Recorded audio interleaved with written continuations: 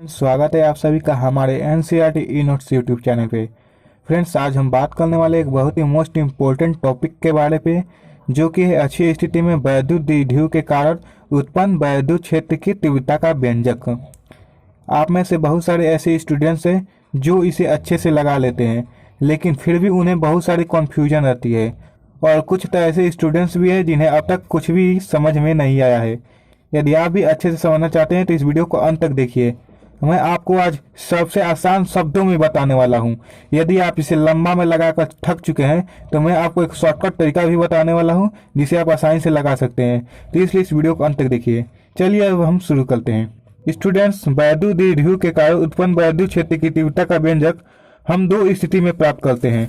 पहला तो अक्षीय स्थिति, अक्षीय स्थिति, और दूसरा निरक्षीय स्थिति।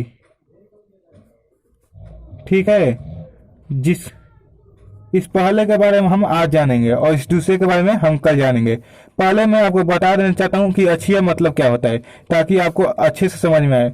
दोस्तों, आपने पढ़ा होगा यह है एक्स अक्ष और यह है वाई अक्ष। ठीक है, तो इस माध्यम जो होती है इसे एक्स अक्ष बोलते हैं, मतलब यह अक्ष है। ठीक है, और यह निरक्ष है। ठीक है, ऊपर की तरफ जो है वो निरक्ष रहता है। तो पहले हम यदि वैद्युत द्विध्रुव अगर ऐसे है तब हम वैद्युत क्षेत्र की तीव्रता का व्यंजक प्राप्त करेंगे, और फिर हम अगला दिन प्राप्त ऐसे करेंगे कि यदि वैद्युत क्षेत्र ऊपर की ओर लगे तब जाके कैसे होगी। ठीक है, तो आज हम पहले अच्छी स्थिति के बारे में जानेंगे। तो चलिए हम वीडियो को शुरू करते हैं। इसके लिए सबसे पहले हम फिगर बनाएंगे। तो चलिए पहले हम एक वैद्युत द्विध्रुव बना लेते हैं। तो यहाँ पर हम चलिए वैद्युत द्विध्रुव बनाते हैं। ठीक है, यहाँ से हम एक वैद्युत द्विध्रुव बना दिए। ये हो गया हमारा वैद्युत द्विध्रुव। ठीक है, तो आप लोग जानते हैं कि वैद्युत द्विध्रुव दो चीजों से मिलकर बना होता है, एक होता है प्लस क्यू और एक होता है माइनस क्यू। तो यहाँ पर हम लगा देते हैं माइनस क्यू और यहाँ पे प्लस क्यू। इसका नाम भी दे देते हैं, ये हो गया ए और ये हो गया बी, और यहाँ पे इसका मध्य बिंदु हो जाएगा ओ। ठीक है, तो आप लोग जानते हैं कि यहाँ से ए से लेकर ओ तक की दूरी है यल, और फिर ओ से लेकर बी तक की दूरी है यल। ठीक है, मतलब ए से ओ का दूरी यल है और ओ से बी की दूरी भी यल है। यदि हम बात करें टोटल ए बी की दूरी कितनी है, तो आपको पता होना चाहिए कि इसकी दूरी टोटल 2l है। यहाँ पर हम इसको भी दर्शा देते हैं। ठीक है, ताकि आपको कहीं भी कंफ्यूजन ना हो। आप वीडियो को अच्छे से देखिए। मैं पूरे दावे के साथ कहता हूं कि आपको कोई भी कंफ्यूजन नहीं होगी। अब देखिए, हम वैद्युत द्विध्रुव के कारण अक्षीय स्थिति में हम वैद्युत क्षेत्र की तीव्रता का व्यंजक प्राप्त करेंगे। तो अभी मैंने आपको बताया कि अक्ष ये होता है। ठीक है, तो पहले हम कहीं अक्ष पर एक बिंदु ले लेते हैं। तो मान लीजिए हम इस बिंदु बी से यहाँ से डॉटेड डॉटेड कर देंगे। यहाँ पे कोई बिंदु हमने पी ले रखी है अक्ष पर। ठीक है, जिस पर हम वैद्युत क्षेत्र की तीव्रता का व्यंजक प्राप्त करेंगे। अब यहाँ पर ध्यान दीजिए, हमने पढ़ा है, आपको बता देता हूं। किसी बिंदु के कारण किसी बिंदु पर वैद्युत क्षेत्र की तीव्रता का व्यंजक आपने पढ़ा होगा क्या होता है। तो ये होता है E = 1/4πε0 इंटू के Q/r²। ये होता है सूत्र। ठीक है, तो ये कब होता है, कोई यदि चार्ज है, ठीक है, और एक परीक्षण आवेश है Q0, ठीक है, तो उसके बीच जो मतलब वैद्युत क्षेत्र की तीव्रता होती है उसका ये व्यंजक होता है। अब पहले यहाँ पे ध्यान दीजिए, मान के चलते हैं ये जो परीक्षण आवेश है यह धनात्मक प्रकृति की होती है। ठीक, तो यदि यह धनात्मक प्रकृति की होती है, पहले हम यहाँ पर दर्शा देते हैं Q0। ठीक है, Q0 यह धनात्मक प्रकृति की होती है, आपको पता है।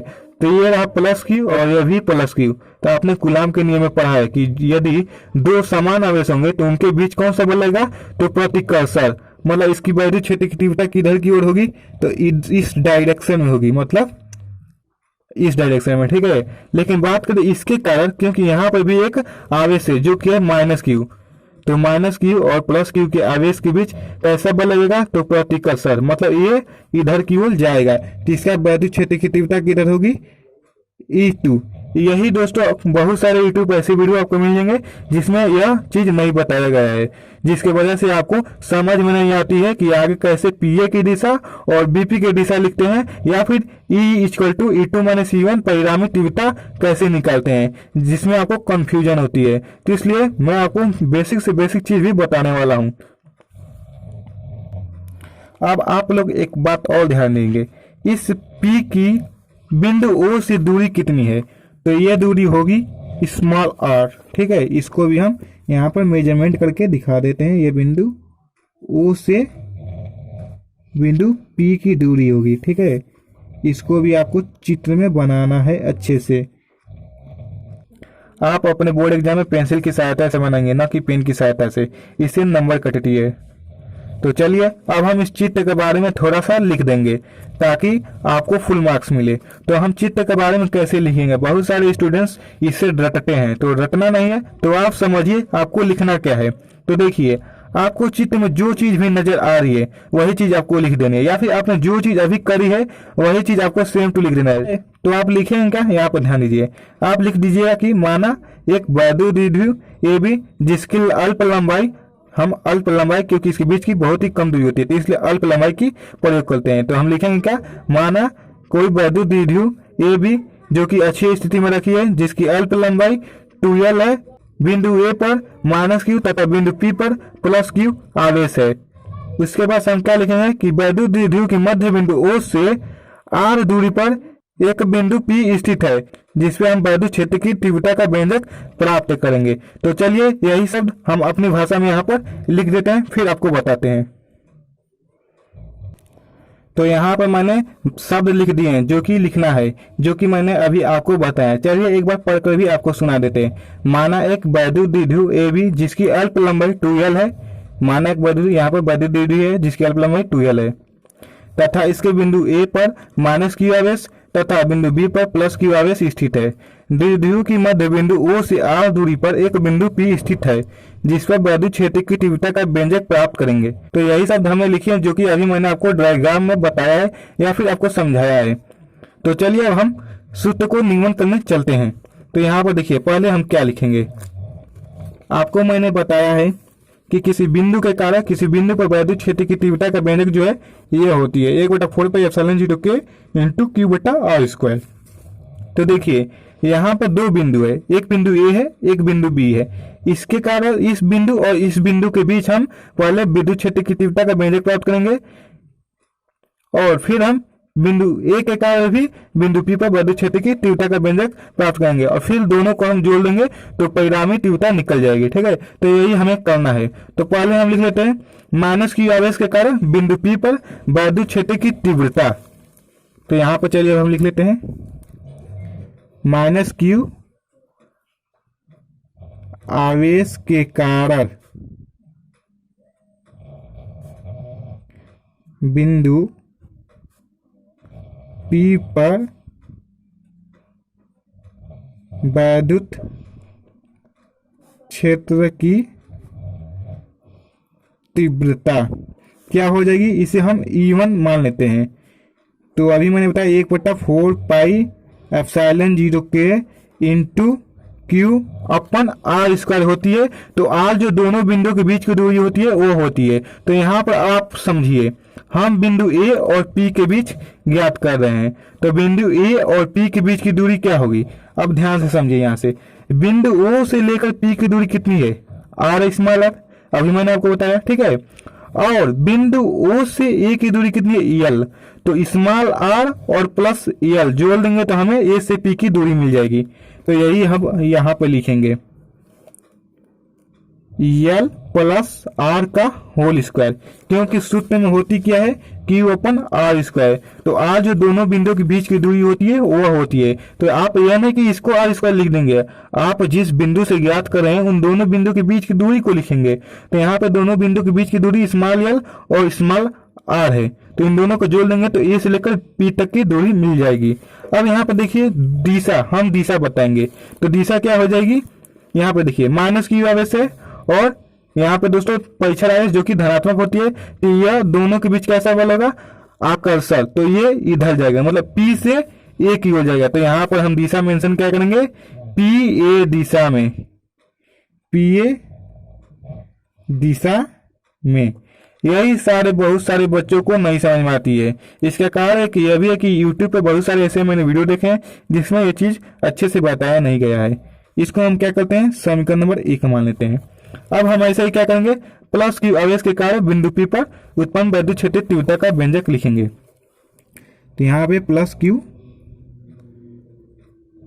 आवेश के कारण बिंदु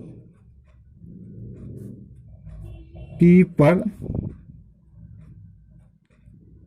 वैद्युत क्षेत्र की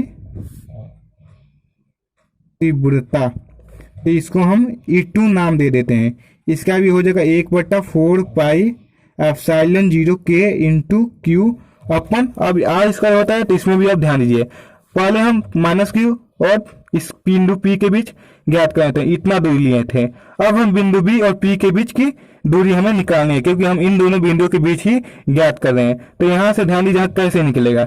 बिंदु O से P की दूरी आपको पता है क्या है, R है, और बिंदु O से B की दूरी कितनी पता है, L है। तो ये बताइए, इतना में से हम इतना घटा देंगे तो इतना मिल जाएगा ना, मतलब इतना R है और इतना L है। तो R इतना है और L इतना है, तो R में से L घटा देंगे तो हमें इतना मिल जाएगा। तो मतलब इसके R जो दूरी है बिंदु O से P की दूरी में से हम बिंदु O से B की दूरी को घटा देंगे तो बिंदु B से P की दूरी मिल जाएगी। तो R माइनस L यहाँ पे लिखेंगे, R माइनस L का होल स्क्वायर। ठीक है, इसको हम ले लेंगे समीकरण नंबर 2। अब इसकी दिशा बताइए, आप बताइए, खुद बताइए, पहले नीचे कमेंट कीजिए। देखिए यह है प्लस क्यू और यह है प्लस क्यू, तो दोनों के बीच क्या होगी, प्रतिकर्षण होगी। मतलब बी पी की ओर, मतलब ये इधर भागेगा, तो बी पी की दिशा, यहाँ पे दिशा लिखेंगे क्या, बी पी की दिशा। ठीक है, बीपी दिशा में यहाँ पर हमने लिख दीजिए। अब हम क्या करेंगे, इन दोनों को जोड़ देंगे, मतलब इस बिंदु के कारण जो निकाले हैं और इस बिंदु का, इन दोनों को हम जोड़ देंगे तो परिणामी तीव्रता निकल जाएगी और वही हमारा मेन सूत्र हो जाएगा। ठीक है, तो हम यहाँ पे लिखेंगे क्या, अतः यहाँ पे लिख दीजिएगा, अतः परिणामी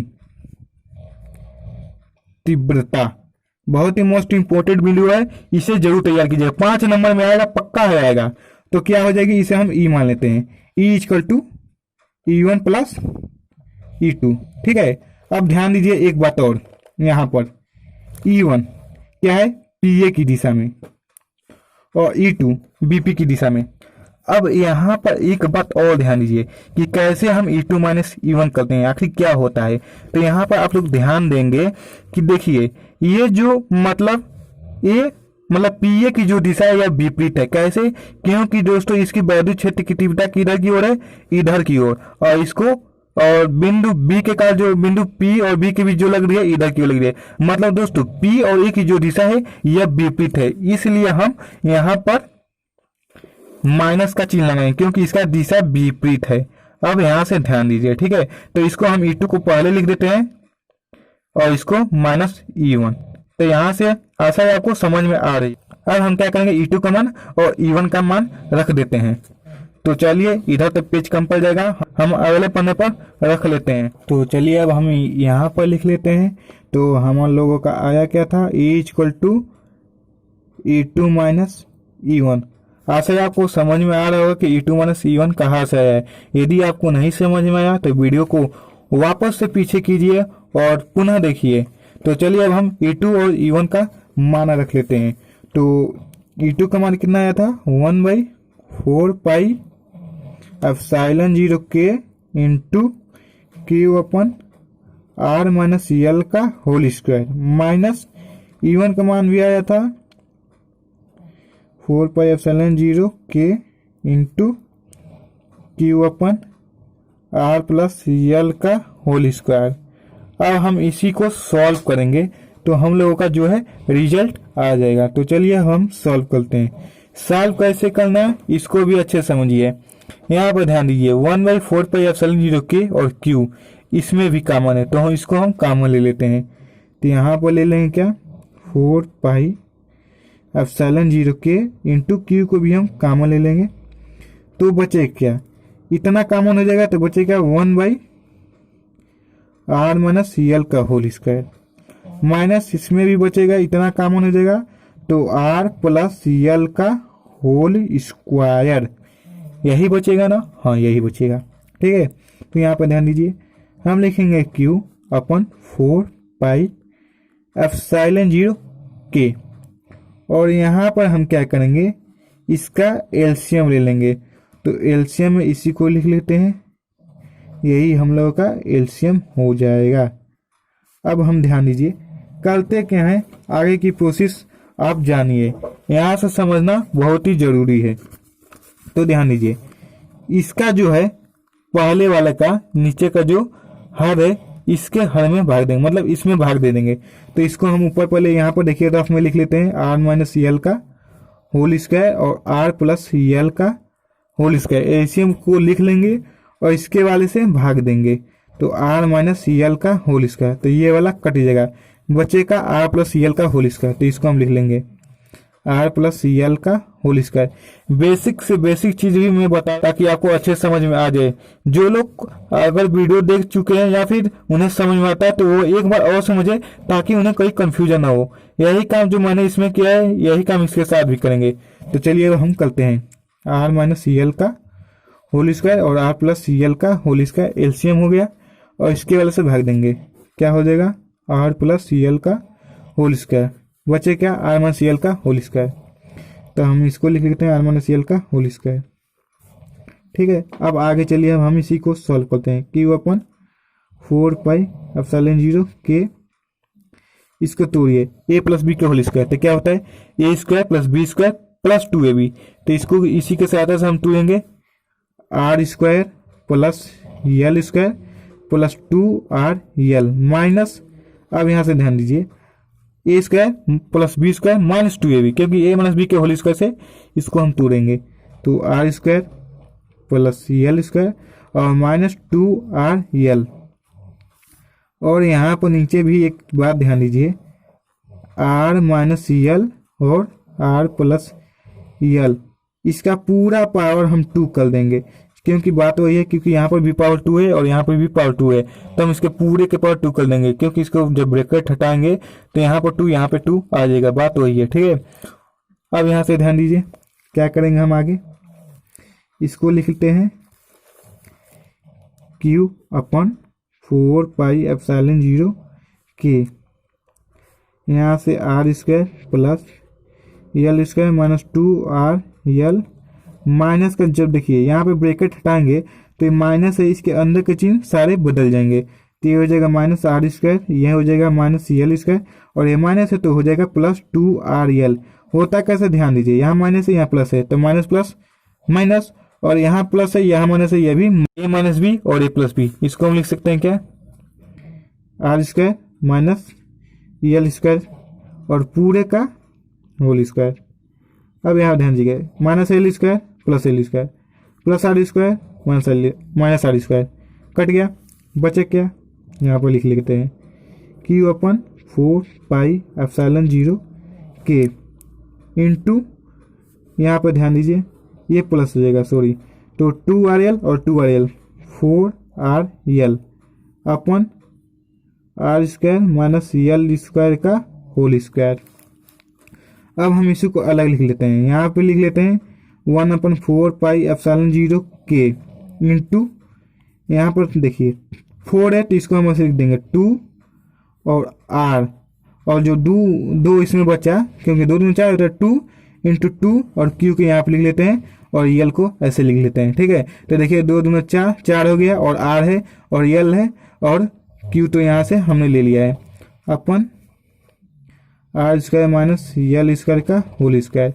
अब आप लोगों ने एक सूत्र पढ़ा होगा क्या, यहाँ पर ध्यान दीजिए, 4πε0k into 2r into small p अपन r² - l² का होल स्क्वायर। चूंकि वैद्युत द्विध्रुव का सूत्र होता है 2ql, तो 2ql p = 2 होता है, तो यहाँ पर 2ql के जगह हमने p लिख दिया। अब यहाँ पर ध्यान दीजिए, अभी मैंने जो फिगर बताया यहाँ पे ध्यान दीजिए, आप लोगों ने पढ़ा होगा कि वैद्युत द्विध्रुवी की जो लंबाई होती है वो अल्प होती है। अल्प मतलब बहुत ही कम होती है, ठीक है। तो ये बहुत ही कम होती है।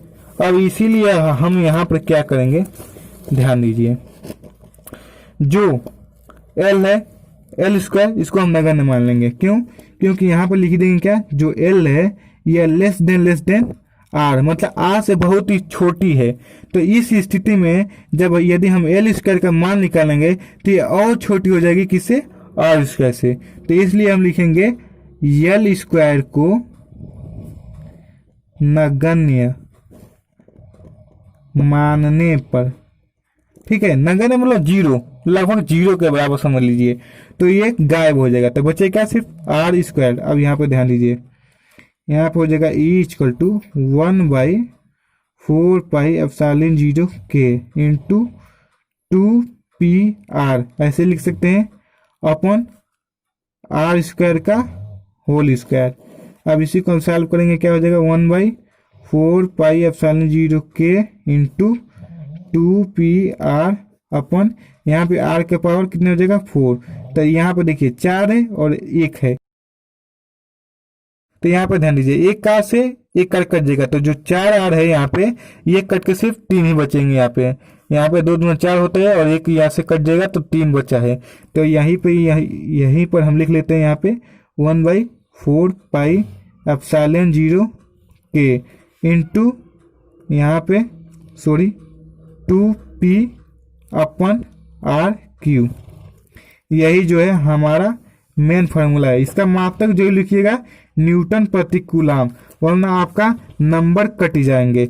ये बात याद रखिए। यदि आपको कहीं भी समझ में नहीं आई होगी तो वीडियो को वापस से रिवाइज कीजिए और देखिए। यदि कहीं आपको डाउट है तो नीचे कमेंट कीजिए, मैं आपको कमेंट में उसका जवाब दे दूंगा। और अगले वीडियो में हम जानेंगे अच्छी स्थिति में वैद्युत द्विध्रुव के कारण वैद्युत क्षेत्र की तीव्रता का व्यंजक प्राप्त कैसे करना है। आशा है आपको वीडियो पसंद आई होगी। पसंद आई हो तो लाइक जरूर कीजिए। धन्यवाद।